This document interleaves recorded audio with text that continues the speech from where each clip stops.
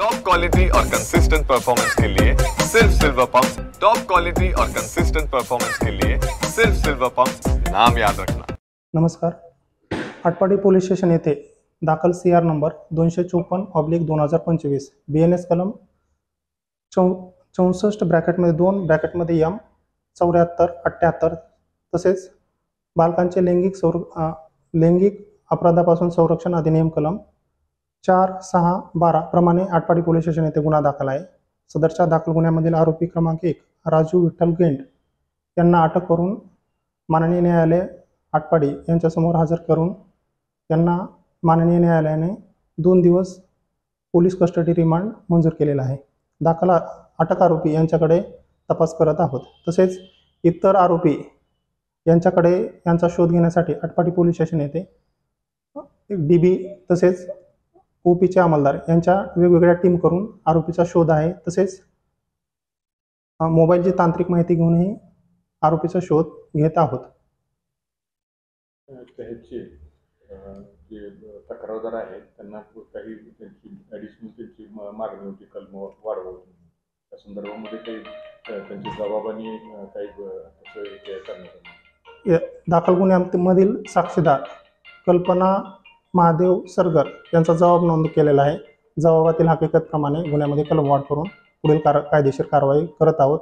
याबाबत माननीय न्यायालयाला कलमवाढीचा रिपोर्ट सादर केलेला आहे। सांगली जिल्ह्यामधलं हे आटपाडी पोलीस स्टेशन आहे, हे एकदम लाचार पोलीस स्टेशन आहे।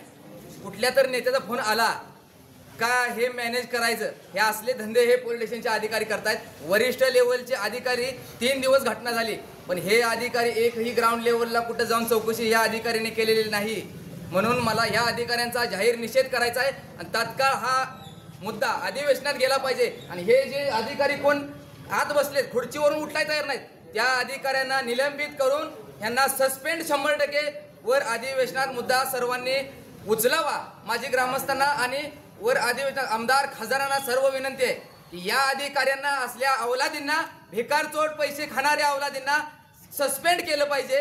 म्हणून मला ह्यांची मुलगी मेली, ह्यांच्या जीवाला माहिती आहे। स्वतःच्या घरातली मुलगी मेली असती ना, ह्या पोलीस स्टेशनच्या अधिकाऱ्यांना कळलं असतं स्वतःच्या घरावर वेळ आल्यावरती काय होतं। आणि हे अधिकारी उठतायत, विटेला गेलो, कुठं बाहेर गेलो, याड लावतायत। आम्ही 2 ते 3 दिवसापासून या ठिकाणी आहे, आमची कंप्लेंट घ्यायला कोण तयार नव्हतं। या अधिकाऱ्यांचा जाहीर निषेध आहे।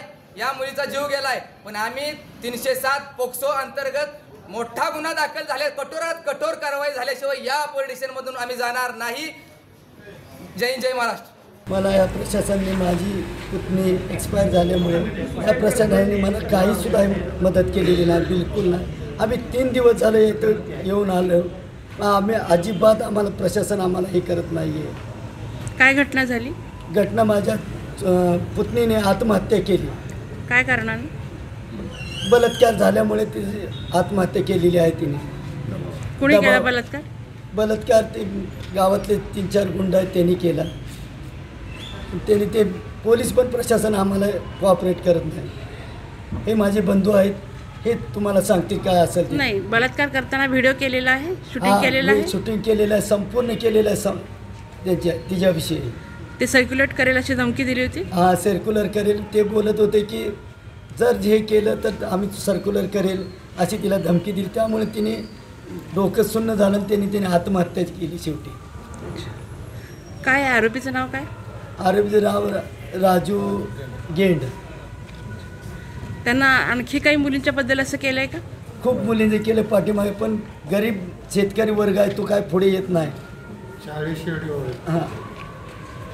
40 सीडी आहेत त्याच्याजवळ, 40 सीडी त्यांच्याजवळ 2 मोबाईल आहेत।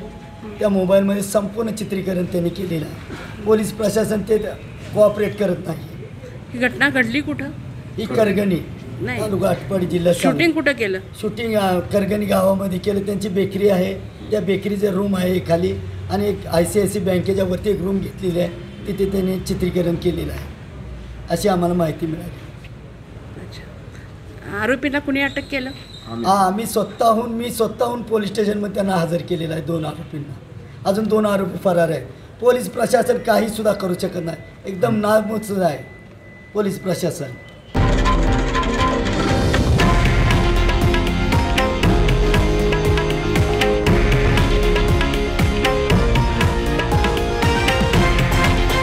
हे आहे देशातील नंबर 1 न्यूज नेटवर्क आणि आपण पाहत आहात TV9 मराठी, एकमेव.